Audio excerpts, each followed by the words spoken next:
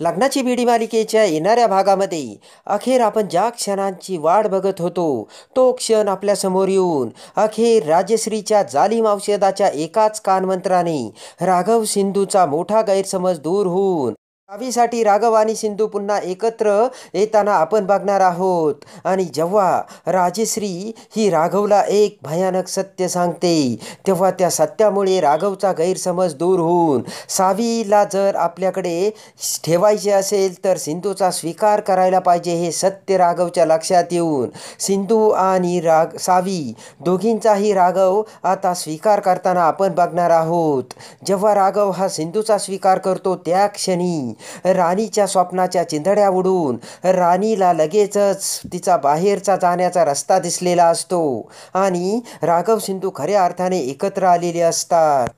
त्यामध्ये आता सावी ही आपली मुलगी असल्याचे समजताच राघवने आता पोलिसी खाक्या दाखवून आता सावीला ही बळजबरीने आपल्या घरी आणलेले असते. तर आता सावीच्या प्रेमामुळे सिंधूसुद्धा आता काही हार मानायला तयार नसते आणि रडत पळत पळत आता सिंधू ही रत्नबारक्यांच्या दरवाजात आलेली असते. आणि सावी ही माझी मुलगी आहे तेव्हा मला तिला भेटायचे आहे आणि राघव मला सावीला भेटू देत नाही हे सत्य आता रत्नपारख्यांसमोर सांगून रत्नपारख्यांना सुद्धा मोठा धक्का उडालेला असतो. आणि त्याच वेळेस आता राघवने सावी ही माझी मुलगी असल्याचे रत्नपारख्यांना सांगितलेले असते आणि ते ऐकून आता काकू आणि मधूला मोठा धक्का बसलेला असतो. आणि त्याचबरोबर आता इतकी वर्ष आपली मुलगी असतानाही आपल्यापासून सिंधूने आपल्या मुलीच्या प्रेमाला आपल्याला पारखे बनवले आणि सावीपासून लांब ठेवले याचा आता राघवला सुद्धा राग आलेला असतो. आणि त्यामुळे राघव हा सिंधूला आता पोलीस कॉन्स्टेबलची मदत घेऊन आता सिंधूला बाहेर काढतो आणि सिंधूला जेलमध्ये पोलीस स्टेशनला घेऊन जाण्यासाठी सांगतो. तर आता इकडे राघवने सावीला आपल्या कस्टडीमध्ये ठेवलेले असते पण आता इकडे सावीला सुद्धा सिंधूशिवाय अजिबात करमत नसते आणि सावीला त्रासही होत असतो. त्यानंतर आता राघव त्याच्या मिशनवर निघून गेलेला असतो. इकडे आता पोलीस स्टेशनमध्ये सिंधू ही पोलीस कॉन्स्टेबलला हात जोडून सावीला भेटण्याची विनवणी करत असते पण पोलीस कॉन्स्टेबल काही ऐकायला तयारच नसतात. आणि त्याच वेळेस आता सिंधूने मोठी डेअरिंग करून एका पोलिसाची बंदूक घेऊन ती सर्वांवर रोखलेली असते.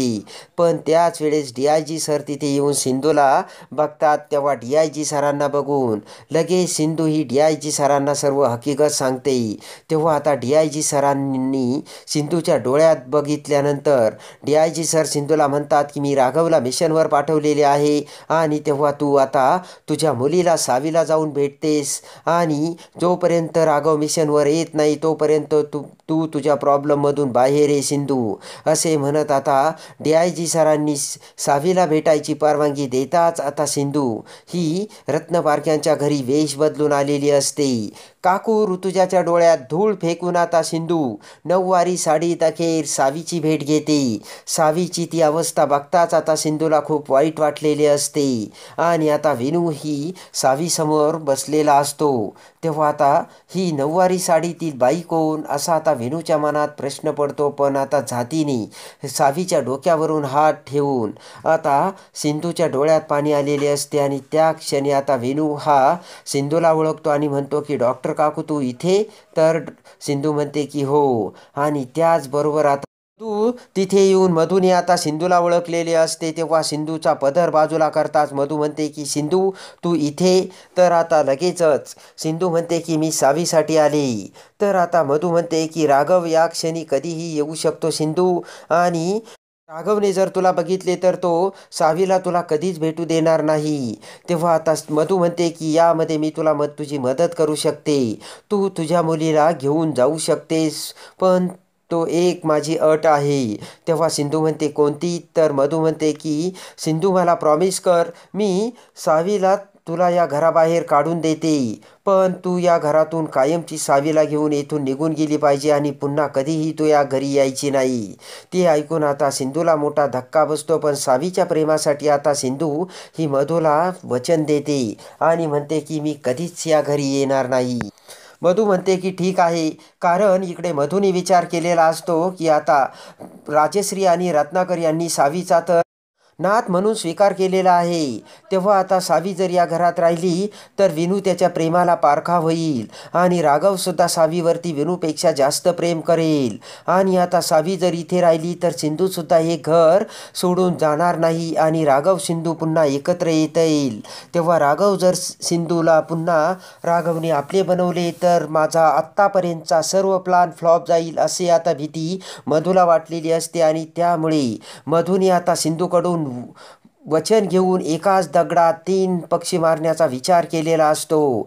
तर आता इकडे सिंधूने वचन देताच आता इकडे मधू सिंधूला म्हणते की तू आता गुपचूप सावीला घेऊन या घरातून निघून जा.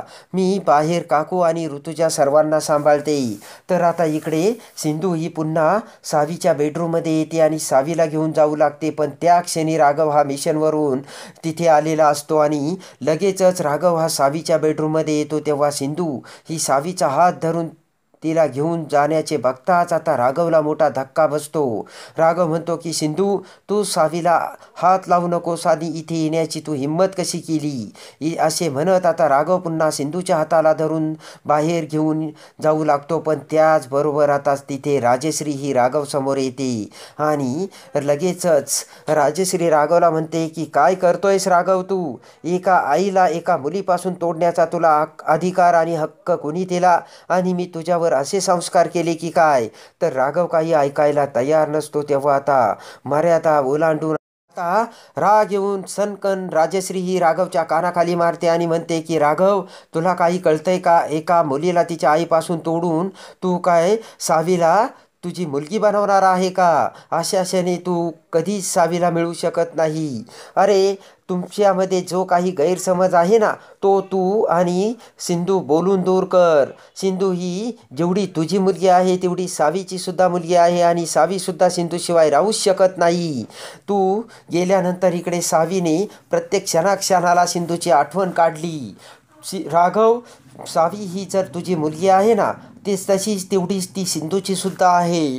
तेव्हा जर सावीला तुला या घरात ठेवायचे असेल तर तुला सिंधूला सुद्धा या घरात ठेवावे लागेल असा आता जालिम औषधाचा कानमंत्र राजश्रीने राघवला देऊन राघवचे डोळे उघडवलेले असतात. आणि खरंच सावीला जर आपल्याला या घरात ठेवायचे असेल तर आपल्याला सिंधूचा सुद्धा स्वीकार करावा लागेल हे आता राघवच्या लक्षात आलेले असते. आणि तसेही आपण विनूसाठी मधूसोबत अर्धवट लग्न केलेले आहे आणि आपले लग्नसुद्धा पूर्ण झालेले नाही. तेव्हा आता आपण सिंधूसोबत सावीला घेऊन या घरात राहू शकतो आणि पुन्हा एकत्र येऊ शकतो असा विचार आता राघवने करून लगेचच मधूला समोर बोलावून तिच्या अर्धवट लग्नाचे सत्य आता राघव मधूला सांगून लगेचच ते सत्य सिंधूसमोर येताच आता सावी प्रेमाने पुढे येऊन राघव आणि सिंधू दोघेही एकमेकांचा गैरसमज दूर करून पुन्हा सावीसाठी सिंधू ही रत्नपारख्यांच्या घरात येऊन राघवची होते.